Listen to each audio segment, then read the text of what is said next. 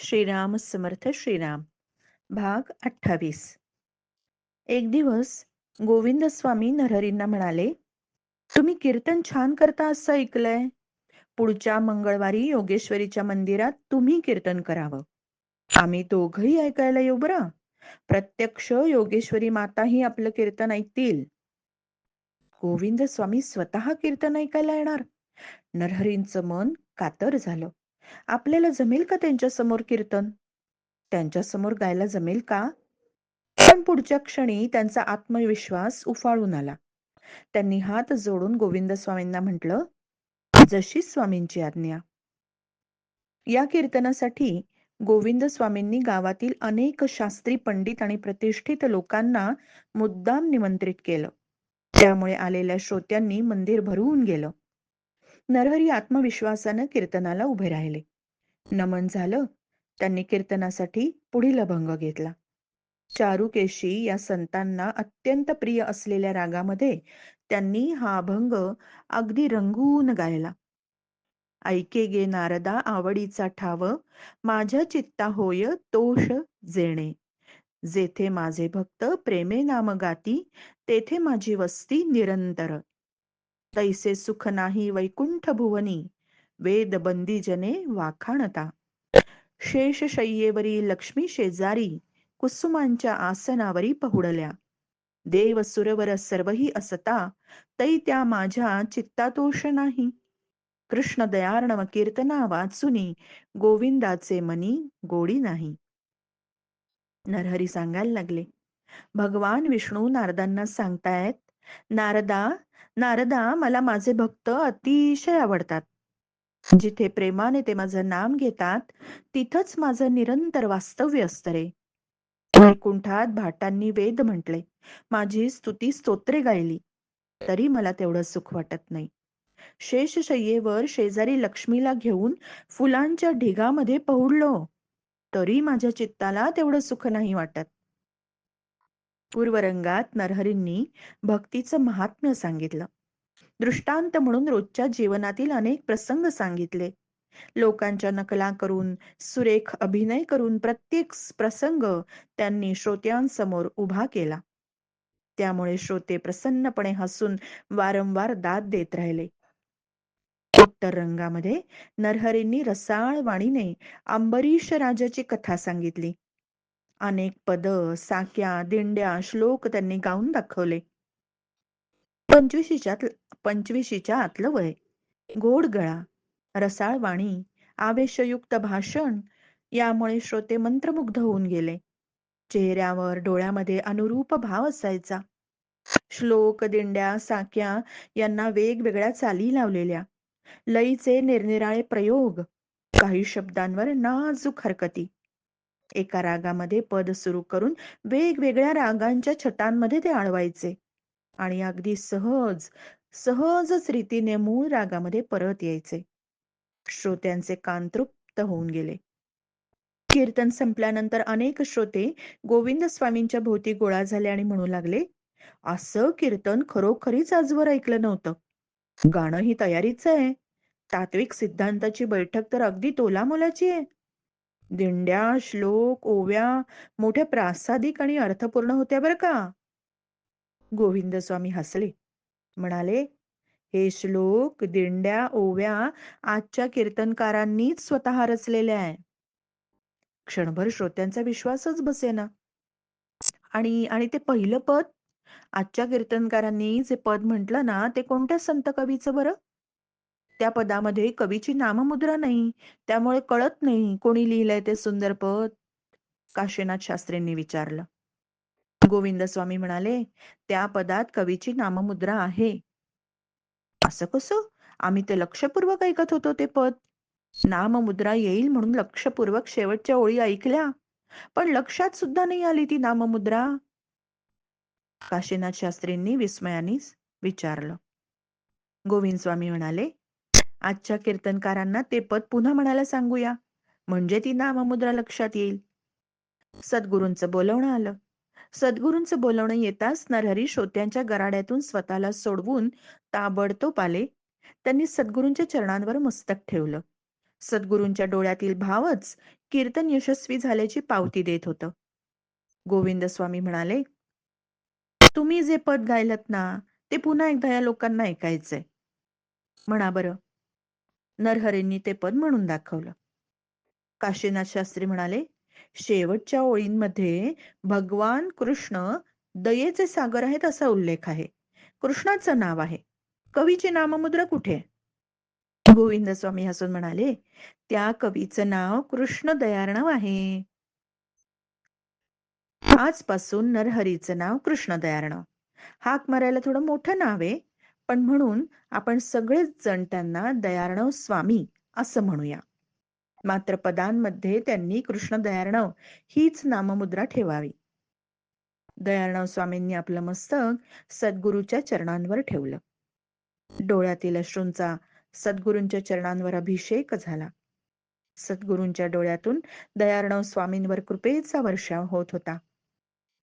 आता आता दयार्णव स्वामींची ठिकठिकाणी कीर्तनं होऊ लागली. त्यांच्या कीर्तनाला भरपूर गर्दी व्हायची. भोवतालच्या गावातून खूप लोक यायचे. कोणी बैलगाड्यातून, घोड्यावरनं, कोणी पायी, स्त्रिया, पुरुष, मुलं सगळीच गोळा व्हायची. स्वामी पुराणातल्या कथा छान रंगवून सांगत, पण प्रबोधनावर जास्त भर असायचा. त्यामुळे भक्तीचा प्रसारही होत होता, धर्मजागरणही होत होतं आणि समाज प्रबोधन तर घडतच होतं. दयार्णव स्वामी कीर्तनाला उभे राहिले की लोक त्यांच्या गळ्यात हार घालायचे. हारांनी त्यांना झाकून टाकायचे. दयार्णव स्वामींना काही हार आवडत नसत. ते म्हणायचे, अरे हे मातीचं शरीर कशाला रे सजवता याला? पण लोक ऐकत नसत. कीर्तन संपल्यावर तर त्यांच्या पायांवर डोकं ठेवायला लोकांची एकच गर्दी व्हायची. गोविंद स्वामी दयार्णव स्वामींना भेटले की आज नवं कोणतं पद रचलं असं विचारायचे. नवी पद भजन म्हणायला सांगायचे. जवळजवळ रोज असं भजन व्हायचं. दयार्णव स्वामी भक्तिगीत तर आर्ततेने म्हणायचे आणि तन्मय होऊन म्हणायचे. दयार्णव स्वामींवरच संसाराचा आता भर होता. त्यांना ज्योतिषशास्त्राचं चांगलं ज्ञान होतं. जनार्दन पंतांसारखं तेही ज्योतिष सांगू लागले. पण पैसे मागायचे नाहीत हे व्रत ते कटाक्षानं पाळत राहिले. कुणी पैसे पुढे ठेवायचे, कुणी काहीच ठेवायचे नाहीत. पण दयार्णव स्वामींचं तिकडे लक्षही नसायचं. आवक अगदीच अनियमित असल्यामुळे कधी दिवस बरे जायचे, तर कधी घरात पुरेसं अन्नही नसायचं. लक्ष्मीबाई वैतागून जायच्या. लक्ष्मीबाईंना लोक आईसाहेब म्हणू लागले. आदराने नमस्कार करू लागले. पण प्रपंचात ओढाताण चालूच होती. एक दिवस दयार्णव स्वामी संध्यावंदन आटोपून नदीवरून घरी आले. घरात शांतता. श्रीरंग एका कोपऱ्यामध्ये पोथी पुढे ठेवून बसला होता. पण पोथी नुसती नावालाच पुढे ठेवली हे त्याच्या बसण्यावरून दिसतच होतं. आईसाहेब कोपऱ्यात बसून राहिल्या होत्या. त्यांची नजर कुठेतरी शून्यात लागली होती. उमा उमा पाटीवर मुळाक्षर गिरवत होती, पण तिचं मन कसल्या तरी विचारात गढून गेलं होतं. दयार्णव स्वामी चिंतित झाले, पण चेहऱ्यावर तोच शांत भाव कायम ठेवण्याचा त्यांनी प्रयत्न केला. दयार्णव स्वामींचा पाऊलात पडताच आईसाहेब एकदम उठल्या. श्रीरंगाजवळ जाऊन उंच स्वरात म्हणाल्या, किती वेळा सांगायचं रे, तिन्ही सांजेच्या वेळी वाचत बसू नको म्हणून. डोळ्यांच्या खाचा करून घ्यायच्या आहेत का? दयार्णव स्वामींनी ओळखलं, श्रीरंगवरचा हा राग नुसता नावालाय. आईसाहेब दुसऱ्याच कुठल्या तरी कारणामुळे संतापलेल्या आहेत. पण तसं प्रत्यक्षपणे त्यांना न विचारता दयार्णव स्वामी उमाजवळ गेले आणि रुजू शब्दात म्हणाले, आज इतका वेळ धडा गिरवताय, इतका वेळ लिहिताय. उमाने नुसतीच मान हलवली. तिचे डोळे पाणावले होते. काय झालं? सांग ना नीट. काय झालं बाळा? स्वामी, स्वामी, स्वामी. उमाला हुंकी येऊ लागले. नीट सांगा बरं. आईसाहेबांनी मला मारलं. खूप मारलं. आम्ही काय गुरंढोरं आहोत का आम्हाला इतकं मारायचं ते? दयार्णव स्वामी म्हणाले, तुम्ही काहीतरी खोडी काढली असेल. खोडी नाही, काही खोडी नव्हती. सुमनला नवं भरजरी पोलकं शिवलं म्हणून मी आईसाहेबांजवळ तसं मागितलं. नाहीतरी माझे कपडे फाटलेच आहेत. नवे शिवायला हवेच आहेत ना. माझ्या फाटक्या परकराकडे पाहून मुली हसतात. त्यामुळे कुठं जाणंही नको वाटतं. बरं, बरं. आपण आणू बरं. नवं परकर पोलका अगदी छान आणू. अगदी भरजरी परकर पोलका आणू तुला. ते तिची समजूत काढू लागले. आईसाहेब त्राग्याने म्हणाल्या, "कुठून आणायचं भरजरी पोलकं? रोजचे साधे कपडेही मिळायची मारामार झालीये. कोरांना भिक्षेचं व्रत घेतल्यापासून." क्षणभर दयाराव स्वामींना वाटलं, आपल्या अंतर्यामी प्रचंड खळबळ माजलीये. पण प्रयत्नपूर्वक स्वतःला सावरलं. म्हणाले, "सद्गुरूंची आज्ञा आहे. कोरांना भिक्षेवरच उदरनिर्वाह करावा." दयाराव स्वामींनी गोविंद स्वामींचं नाव घेताच आईसाहेब एकदम संतापल्या. एवढं त्यांच्या भजनी लागायचं होतं तर संसार मांडायचाच नव्हता. कोणी मागे लागलं होतं का लग्न करा म्हणून? हौस नाही, मौज नाही, बायका मुलांनी करायचं तरी काय? आणि आता हे अगदी सगळं असह्य झालंय. दयाराव स्वामींना क्षोभ आवरणं कठीण झालं. ते म्हणाले, "तुम्ही जरा गप्प बसता का आता? पुरे करा हा आक्रस्ताळेपणा." आईसाहेब त्यामुळे अधिकच संतापल्या. संतापाने फणफणत आपल्या आतल्या खोलीत निघून गेल्या. दयाराव स्वामी स्वतः उठले. अंगणात जाऊन बसले. काही क्षणातच ते पूर्वीसारखे शांत झाले. त्यांना वाटलं, आपण एवढं संतापायला नको होतं. इतकं कसं बरं आज आपण संतापलो? काही घडलं तरी शांत राहायला हवं. असे प्रसंग म्हणजे एक परीक्षाच नाही का? तितिक्षा हा गुण परमार्थामध्ये अत्यंत आवश्यक आहे.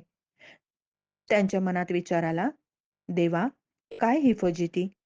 तू पावन करशील, माझा उद्धार उद्धार करशील, या भरवशानं तुझं नाव घेत राहिलो. मग माझा उद्धार का बरं नाही करत तू? तू अजून विकारांमधून मला का बरं नाही काढत? हे सगळं सोडून द्यावं असं वाटतंय देवा. स्वामींच्या मनातील विचारांनी अभंगाचं रूप घेतलं. मालकंस रागामध्ये आर्ततेनं गायला लागले. आंतरीचा साक्षी गोविंदा तू होसी, आता कोणापासी सांगो जावो. अन्यायाच्या राशी पापांचा सागर, झालो भूमिभार जन्मोनिया. वृत्ती आवरेना सावरिता बळे, इंद्रियांच्या मेळे बावरते. जन्मांतरी नाही केले म्या साधन, कैसे आता मन जिंकवेल. प्रपंच सांडिला भक्तीच्या अभिमाने, भक्ती माझी मने घात केला. दोन्ही अंतरेली झालो ही नदीन, दोन्ही अंतरेली झालो ही नदीन, आता समाधान होय कैसे. ऋणी नाही केला जन्मांतरी देव, आता दयार्णव नामे तारी. उदास मनाने अंगणात बसून होते. रात्र पडली तसा वारा वाहू लागला. त्यांना थंडी वाजू लागली. हुडहुडी भरल्यासारखं झालं. तेवढ्यात घरातून उमा कांबळं घेऊन आली. स्वामी, हे कांबळं पांघरून घ्या म्हणून आईसाहेबांनी सांगितलंय. गार वारा सुटलाय. सोसायचा नाही तुम्हाला, आईसाहेब म्हणतायत. दयाराव स्वामी काहीच बोलले नाहीत. भगवद्गीता तर सांगते, शीतोष्ण सुखदुःखेषु. स्थितप्रज्ञ माणसाला थंडी ऊन दोन्ही सारखं. पण मला तर एवढी थंडी वाजते. म्हणजे परमार्थ मार्गामध्ये अजून खूप वाटचाल करायची आहे मला. केव्हा हे सगळं सुखदुःख संपणार देवालाच ठाऊक. काहीच न बोलता ते तसेच बसून होते. आतून आईसाहेबांनी उमाला सांगितलं, ते कांबळं त्यांच्या भोवती गुंडाळ. त्यांना कशाचंच काही नाही. थंडी भरून ज्वर आला तर? उमा पुढे आली. कांबळं स्वामींच्या अंगाभोवती गुंडाळलं. दयाराव स्वामींना वाटलं, अंगात थोडी ऊब आलीये. कांबळं नीट गुंडाळ. कुठनं वारा आत जात नाही ना हे बघ. त्यांचं कशाकडे लक्षच नसतं मुळी. वारा आत शिरला तरी बोलायचे नाहीत. स्वतःच्या हातानं कांबळं नीटही करायचे नाहीत. आईनी उमाला दटावलं. उमानं कांबळं नीट गुंडाळलं. हवा कुठून आत जात नाही ना ते पाहिलं. थोडा वेळ गेला. उमा पुन्हा बाहेर आली. स्वामी, 2 घास खायला आत चलावं. चलताय ना? का इथेच आणू वाढून? आईसाहेबांनी विचारलंय. दयाराव स्वामी काहीच बोलले नाही. तसेच बसून राहिले. आतून श्रीरंग बाहेर आला आणि म्हणाला, स्वामी, आमचं दोघांचं चुकलं. क्षमा करावी आम्हा दोघांना. उठावं, 2 घास खायला आत चलावं. आईसाहेब म्हणतायत जेवायला आत बसलात म्हणजे नीट वाढता येईल. दयार्णव स्वामी तसेच बसून राहिले. आता काय बाहेर येऊन मी तुमच्या पुढे नाक घासू? क्षमा मागू? येऊन तिथे? प्रपंचाच्या ओढग्रस्तीनं तोंडातून एखादा शब्द निघून जातो. काय करू मी तरी? आईसाहेब खालच्या स्वरात म्हणत होत्या. ते आत आले. 2 घास खाल्ले. अंथरुणावर जाऊन पडले. केव्हा तरी झोप लागली. श्रीराम समर्थ श्रीराम.